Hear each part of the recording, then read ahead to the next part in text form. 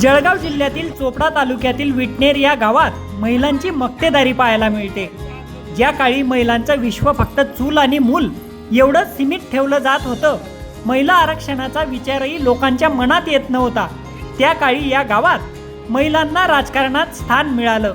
इतकंच नव्हे तर पुरुषांच्या बरोबरीने शेती आणि घर अशा मालमत्तेत वाटाही मिळाला। 90च्या दशकापासून या गावातील ग्रामपंचायत आणि विकास सोसायटीवर महिला राज आहे। महिला आरक्षणाची चर्चा ज्यावेळेस महाराष्ट्रच नाही तर देशभरातही होत नव्हती, त्यावेळेस महिला आरक्षणाच्या दृष्टीने पहिलं पाऊल टाकणाऱ्या गावात आज आपण आलेलो आहोत आणि हे गाव आहे जळगाव जिल्ह्यातील चोपडा तालुक्यात असलेलं विटनेर।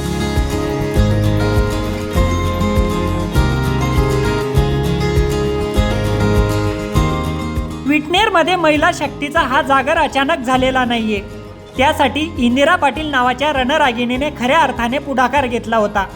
शरद जोशी प्रणीत शेतकरी संघटनेच्या विचारांनी प्रेरित असणाऱ्या इंदिरा पाटलांनी महिलांसाठी घराचा उंबरठा ओलांडला।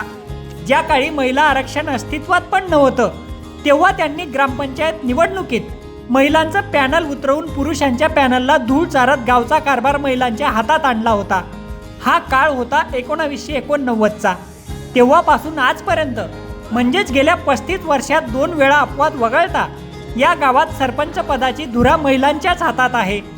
विशेष म्हणजे इंदिराताईंच्या प्रयत्नांमुळे या गावाला प्रतिष्ठेचा आदर्श ज्योतिबा गाव पुरस्कार देखील मिळालाय। लग्न झाल्यावर मला असं जाणवलं की सगळं आहे महिलांच्या बाबतीत, महिला कुठेही कमी पडणार नाहीत, परंतु महिला स्वतःच्या पायावर उभ्या राहायला पाहिजे, सक्षम झाल्या पाहिजे आणि मालमत्तेमध्ये सुद्धा महिलांचा अधिकार आला पाहिजे। आणि राजकारणात पहिला प्रश्न हा की त्यावेळेला काही आरक्षण नव्हतं, तरी सुद्धा मी मनात आणलं की आपल्याला महिलांना ग्रामपंचायतमध्ये उभं करायचं आहे। शेतकरी संघटनेच्या माध्यमातून शरद जोशींनी आम्हाला सांगितलं की महिलांचं राजकारणात सहभाग झाला पाहिजे। त्याप्रमाणे विटनेरमध्ये येऊन मी अगोदर शेतकरी संघटनेत काम केलेलं आहे। विटनेरमध्ये येऊन गावकऱ्यांपुढे मी सगळं सांगितलं की आपल्याला गावातल्या महिला उभा करायच्या आहेत, परंतु काही लोकांनी विरोध केला की नको बाबा, महिला काय करतील आणि महिलांना काय गरज आहे राजकारणाची, महिलांनी चूल आणि मुलं सांभाळलं पाहिजे अशी मानसिकता पुरुषांची होती। परंतु आम्ही त्यांना सांगितलं एकदा आम्हाला संधी देऊन बघा, महिलांना नाही आवडलं तर दुसऱ्या वेळेला तुम्ही पुरुष आहातच राजकारणात। तर अशा पद्धतीने गावाला विचार मांडला, गावाने ते मान्य केलं आणि आम्ही 9 महिला उभे राहिलो। आमच्या 9 महिलांच्या विरोधात 9 पुरुष उभे राहिले आणि 9 महिला आम्ही 9च्या 9 निवडून आलो आणि जे आमच्या विरोधात पुरुष उभे होते त्यांच्या अनामत जप्त झाल्या आणि अशा पद्धतीने आमचं पॅनल 9च्या 9 महिला या निवडून आल्या। 30 वर्षापासून इथं महिला सरपंच आहे, म्हणजे बदल झाले, सरपंच बदलले पण महिला सरपंच आहेत। अशा पद्धतीने गावकऱ्यांनी न्याय दिलेला आहे। सगळं गाव एकजुटीचं गाव आहे। गाव छोटं आहे पण विचाराने मोठं आहे।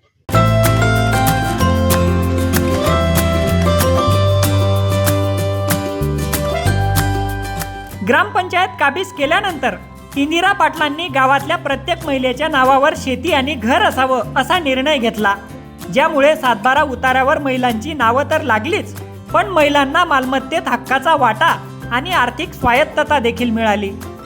विटनेर गावामध्ये महिलांचा राजकारणात सक्रिय सहभाग तर झालाच, पण सगळ्यात महत्त्वाची बाब म्हणजे शेत जमिनीवर देखील महिलांचं नाव लागलं आणि तुम्ही माझ्या मागे बघू शकतात या माय मावलांच्या हातामध्ये शेत जमिनीचे जे 7/12चे उतारे आहेत, या उतार्यांवर त्यांची नावं आहेत।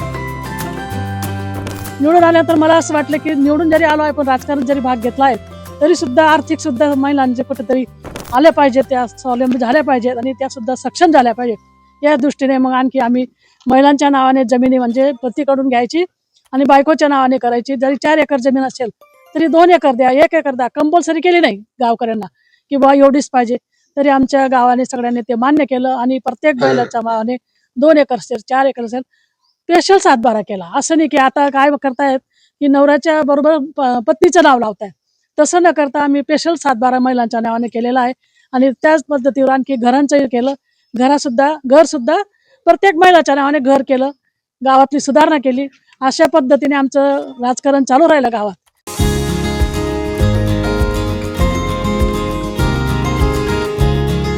ग्रामपंचायतीची धुरा यशस्वीपणे सांभाळल्यानंतर इंदिरा पाटलांनी विकास सोसायटीत पण तसाच करिश्मा केला।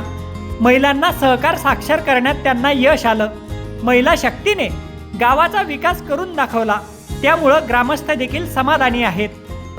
नंतर आणखी ग्रामपंचायत निवडणूक झाल्यानंतर मी आणखी हा विषय मांडला की विकास सोसायटीत कोणीच भाग घेत नाही महिला, तर आम्हाला विकास सोसायटीत सुद्धा भाग घ्यायचा आहे.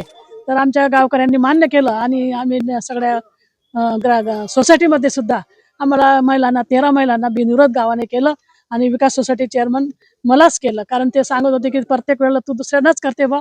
कारण मी जेव्हा पहिली ग्रामपंचायत निवडली त्यावेळेला आमच्या कोडी भगिनीला मी सरपंच केले. मी स्वतः सरपंच झाली नाही त्यावेळेला, की लोकांना असं वाटायला नको की इंदिराताईला स्वतः सरपंच व्हायचं आहे म्हणून या महिलांना उभ्या करतायत. म्हणून पहिल्या वेळेला आमची भगिनी सुभाबाईला आम्ही सरपंच केलं. दुसऱ्या वेळेला गावकऱ्यांनी आग्रह केला की आता तुम्ही आता संधी म्हणजे आम्ही तुम्हाला संधी देतून तुम्ही आमचं ऐकत नाहीत, म्हणून दुसऱ्या वेळेला मी ग्रामपंचायतला सरपंच म्हणून मला गावकऱ्यांनी बिनविरोध सगळ्या महिला निवडून दिल्या. 2 वेळा आमची ग्रामपंचायत महिलांची झालेली आहे आणि विकास सोसायटी सुद्धा महिलांची बिनविरोध झालेली आहे. अशा पद्धतीने माझ्या मते तरी देशात असं कुठलं गाव नसेल की त्या गावात ग्रामपंचायत महिला निवडलेल्या आहेत आणि सोसायटीत पण महिला निवडल्या आहेत. ज्यावेळेला आरक्षण नसताना 30% सुद्धा आरक्षण नव्हतं त्यावेळेला सुद्धा आमचं गावाने 100% महिलांना न्याय दिलेला आहे. राजकारणात हे केलं आहे, पहिला पायंडा माझ्या गावाने पाडलेला आहे. आणि विकास सोसायटीत तर माझ्या मते अजून कोणीच नसेल माझ्या माहितीप्रमाणे महाराष्ट्रात की महिलांची पूर्ण विकास सोसायटी, तर ती सुद्धा विकास सोसायटी सुद्धा बिनविरोध महिलांची आम्हाला केलेली आहे. म्हणून आमच्या गावाने आणि सगळ्या गावकरी भगिनी आमच्या बरोबर असतात आणि त्यांनाही खुश झालेले आहेत. पहिलं काही नव्हतं, चूल आणि मूल बायांना सर्व घरातच बसून द्यायचे. ताईंमुळे सर्व गावाची बदल झाली, सर्व गावाच्या महिला पुढे आल्या, सर्व महिलांच्या नावावर जमीन ते सर्व ताईंमुळे झालं. सर्व महिला आम्ही निघायला लागलो, आता बाहेर बोलायला लागलो. गावात असं सरपंच महिलाच होत आहे आणि शेती पण महिलाच्या नावानेच केली. जे कोणाला जमलं नाही ते विटनेरने करून दाखवलं. पाणी ते येतं भरपूर, इकडे तिकडे ट्यूबवेल वगैरे सर्व व्यवस्थित आहे गावात.